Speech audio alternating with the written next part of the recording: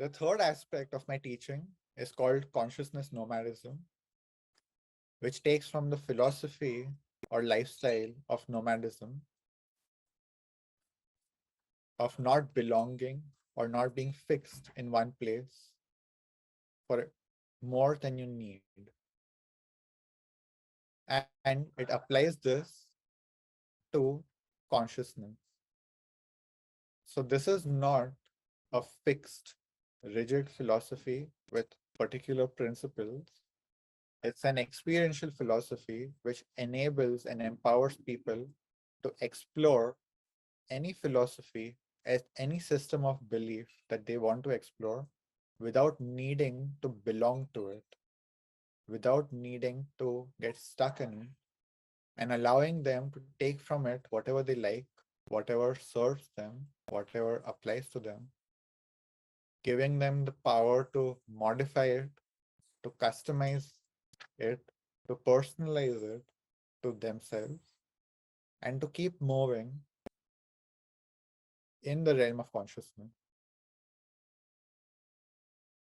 and to feel home within themselves rather than feeling the need to belong in a particular belief system, a particular culture, a particular nation, or any construct, is to create a feeling of belonging within yourself so that you're not seeking that from something outside yourself. The fourth aspect is called the yoga beyond. And this is a yoga that I wouldn't say I have created it. I have simply defined something that has existed since ancient times. The yoga beyond is the fundamental nature of yoga. Yoga traditionally meant union. Today it means all kinds of things, twisting and contorting yourself in weird ways, stretching yourself, bending yourself. Traditionally, yoga applied all of that to consciousness. It is to stretch your consciousness. It is to bend your mind. It is to go beyond the limits of your rationality, of your imagination, of your consciousness, to unify with that which is beyond you. The way I see it is that it is a it is the meeting between the divine and the human, the divine and the mundane. It it is that space where these two meet, where these two kiss. That is what I call the infinite zero experience. So the yoga beyond is a yogic philosophy to live in this in-between space, to balance polarizing forces such as the divine and the mundane, the light and the dark, chaos and order. It is to become that central space where these energies meet. And in this, I have found pure freedom. Because in this, you do not belong, you do not identify with any particular side. So I do not call myself a light worker, nor am I an agent of darkness or chaos. The way I see myself is a bridge between these two worlds. I do not talk only about manifesting. I also talk about disintegration, dematerializing, because for me, these two forces are complementary. If we swing too much into one, unconsciously we are pulling the other in. My work is to help people consciously hold both these forces within themselves. and to become that third neutralizing force. When we are in that neutralizing force, we have the power to use both forces in a balanced way. In this space, we come to see that opposites are the same. In this space, we learn to see how opposites work with each other. And that is the fundamental idea of the yoga beyond, is helping people to reach that level of consciousness where they are unified within themselves, where they are integrated within themselves, where they become a two-way portal between these two forces, between all polarizing forces. It is to reach a level of consciousness where you become change, in contrast to the rest of the spectrum of consciousness, where you are changing, where the circumstances control you. You reach a place where change happens through you instead of happening to you. These four, we can call them pillars of my training, become the container for the infinite zero experience. They help people, as weird as it sounds, to have a container for an infinite experience. There is this too is part of the training, is that while we have this infinite space energy, the zero is the container. That is what makes it powerful, is to be able to hold infinity in a box with a door that can be opened to infinity at all times. What we do is to bring the energy of the infinite and concentrate it into this container without forgetting that there is a world outside this container. We go from being in a prison where we are boxed in to a container that allows us to stay connected to the infinite at all times. It is something that can hold the energy within, yet allow us to feel that which is outside. So we transform our prisons into this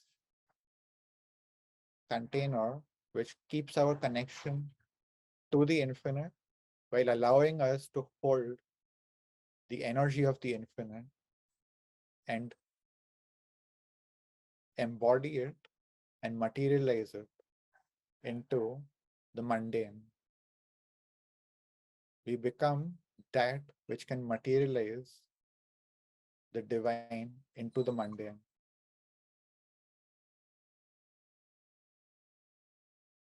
And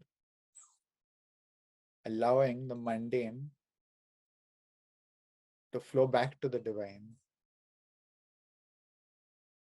One of the things I have learned in my own experience, one of my blind spots was thinking that energy only flows from the divine to the human, from the divine to the mundane. And what I realized in my own yogic experiences was the importance of the feedback loop, the importance of the human flowing back to the divine.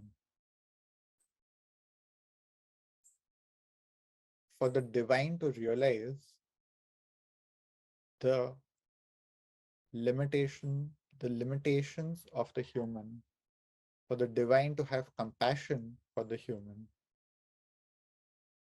When it is flowing one way, it tends to become only power without compassion. When the flow returns, When the flow is two ways, which is what I see the infinite as, it is a return to compassion. It is where power and compassion get bridged, where they get unified into a higher force. I want to emphasize the importance of this being a two-way portal because this was one of my own blind spots for a very long time, believing that energy flows only from the divine to the human. And I will explain what I mean by the divine soon, because for me, it's not about religion or God. There's something beyond all of that. But it's not only about energy flowing from the divine to the human. The way I see it is that when we see the world in that way, when we see life in that way, a unidirectional flow, that is when power dynamics become toxic. It is the missing feedback loop from the human to the divine, from the bottom to the top. That is what generates compassion. And this is one of the fundamental aspects of my teaching is unifying, is the unification of power and compassion. It is when we allow the flow to be two ways, that is when we have the deepest and highest impact. While we do work on incorporating and materializing the divine, it is extremely important to keep the human aspect of us alive because that is where we have compassion for ourselves and for others, is to hold our humanity alive and not allow ourselves to get swung into one polarity, not allow ourselves to get absorbed by the divine, but to hold ourselves in the divine. If you recall and visualize the symbol of the yin yang, you have these two forces meeting each other, and you have that beautiful line in between, and you have the whole circle. Within each side, you also have a dot of the other. You have an aspect of the other. It is to not allow one to consume the other. It is to be able to hold yourself in the other and to hold yourself in the whole, to hold the whole within yourself.